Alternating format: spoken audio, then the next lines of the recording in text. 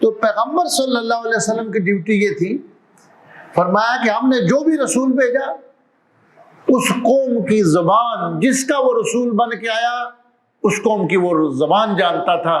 اگر وہ جانوروں کے لیے بھی رحمت بن کے آیا تو وہ جانوروں کی زبان بھی جانتے۔ آقا صلی اللہ علیہ وسلم کے پاس گزر رہے تھے تو اونٹ آ کر بڑبڑایا۔ مشکوٰۃ شریف کے اندر معجزات کے باب میں یہ حدیث ہے، اونٹ نے آوازیں نکالی تو صحابہ کرام کہتے ہیں کہ یا رسول اللہ یہ کیا کہتے ہیں؟ یعنی ان کا عقیدہ دیکھیں، ان کا ایمان دیکھیں کہ ہمیں تو نہیں پتا کیا کہتے ہیں، لیکن رسول اللہ کے علم میں ہے کہ یہ جانتے ہیں کہ کیا کہتے ہیں۔ تو سرکار نے فرمایا اونٹ یہ کہہ رہا ہے کہ اللہ کے رسول، میرا مالک کھانے پینے کو کم دیتا ہے اور ڈیوٹی زیادہ لیتا ہے۔ تو جو جانوروں کے لیے رحمت ہے وہ ان کی بولیاں بھی سمجھتے ہیں۔ زرقانی شریف میں ہے افریقہ کے ایک جنگل سے بربری زبان بولنے والے حضور صلی اللہ علیہ وآلہ وسلم کی خدمت میں حاضر ہوئے، انہوں نے بربری زبان میں بات کی، سرکار نے بربری زبان میں جواب عطا فرمایا۔ اس میں بات یہ ہے کہ پیغمبر صلی اللہ علیہ وسلم، اللہ کے سارے نبی و رسول، ان کی روحیں ان کے اجسام پر غالب ہوتی، اور جس کی روح اس کے جسم پہ غالب ہو دنیا کی کوئی بولی سمجھنا اس کے لیے مشکل نہیں ہوتا، اس لیے کہ روحوں کو ساری زبانیں آتی ہیں۔ فرمایا کہ حضرت سلیمان علیہ السلام کے بارے میں علمنا منطق الطیر، وہ فرماتے تھے کہ اللہ تعالیٰ نے مجھے پرندوں کی بولیاں سمجھ عطا فرمائی، جو پرندہ بولتا ہے میں سمجھ جاتا ہوں کہ یہ کیا تسبیح کر رہا ہے۔ جب مینڈک بولتا تھا تو فرماتے تھے یہ کہہ رہا ہے سبحان اللہ الواحد القہار۔ تفسیر الکشف والبیان امام ثعلبی کی، اور بعد کی تفسیر میں سے تفسیر مظہری میں حضرت قاضی ثناء اللہ صاحب پانی پتی نقشبندی مظہری رحمۃ اللہ تعالی علیہ نے، یہ قرآن مجید کی بہت شاندار تفسیر ہے۔ سلسلہ عالیہ نقشبندیہ کے بزرگوں کے جو امت پر احسانات ہیں ان میں سے دو بہت بڑے احسان ہیں، ایک حضرت قاضی صاحب کی تفسیر مظہری اور دوسری حضرت آلوسی علیہ رحمہ کی تفسیر روح المعانی۔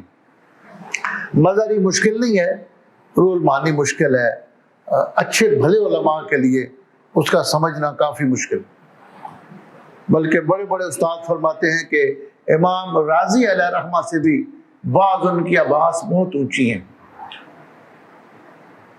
تو قاضی مظہری علیہ رحمہ کی تفسیر بھی آپ دیکھیں تو اس میں اس آیت کے تحت پھر پرندوں کی بولیاں لکھی ہوئی ہیں، کون سا پرندہ کیا تسبیح کرتا ہے۔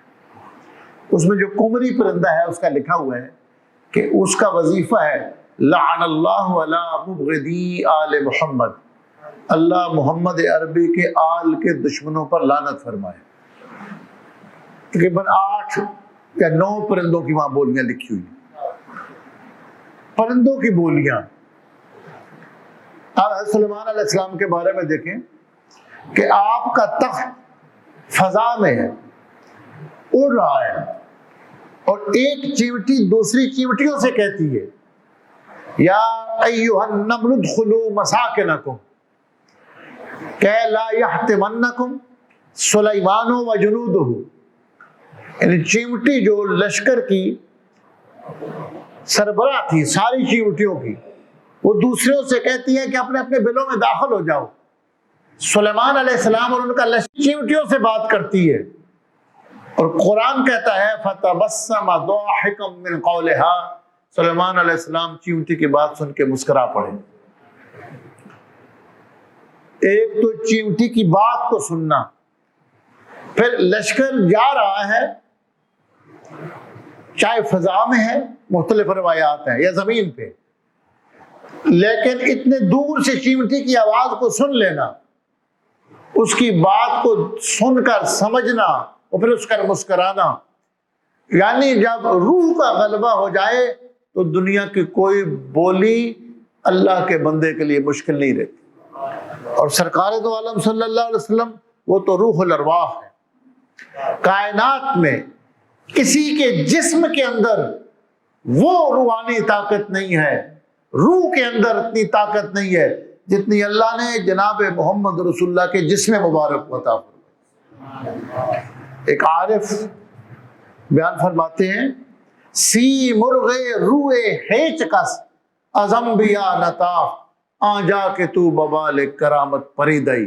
فرمایا اونچے درجے کے لوگوں کو، روحانی درجے کے لوگوں کو، بلند ترین روح کے طاقت کے مالک لوگوں کے روحوں کو وہ پاور حاصل نہیں ہے جو اللہ نے جناب محمد رسول اللہ کے جسم مبارک کو عطا فرمایا۔ حضرت سیدی عبدالعزیز دباغ رحمۃ اللہ علیہ اولیاء اللہ کی ایک روحانی محفل دیوان کا ذکر کرتے ہیں بریز میں۔ ایک روحانی میٹنگ ہوتی ہے، اس میں جتنے آل اللہ ہوتے ہیں، جو صاحبان ڈیوٹی ہوتے ہیں، وہ وہاں موجود ہوتے ہیں۔ فرمایا کہ ایک مرتبہ اس میں نبی پاک علیہ الصلوۃ والسلام تشریف فرما تھے، اور سیدہ خاتون جنت کی زبان سے میں نے سنا کہ آپ سرکار پہ یہ درود شریف پڑھ رہی تھی، اللہم صلی علی من روحہ محراب الارواح والملائکۃ والکون۔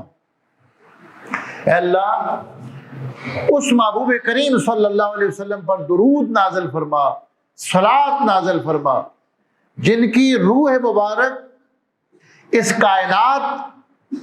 کائنات کے فرشتوں اور ساری روحوں کی بھی توجہ کا مرکز ہے، یعنی جو ساری توجہات کا مرکز ہے وہ جناب محمد رسول اللہ صلی اللہ علیہ وسلم کی روح مبارک، اور آپ کی روح الارواح ہے، اور ساری کائنات پر وہ حاوی ہے۔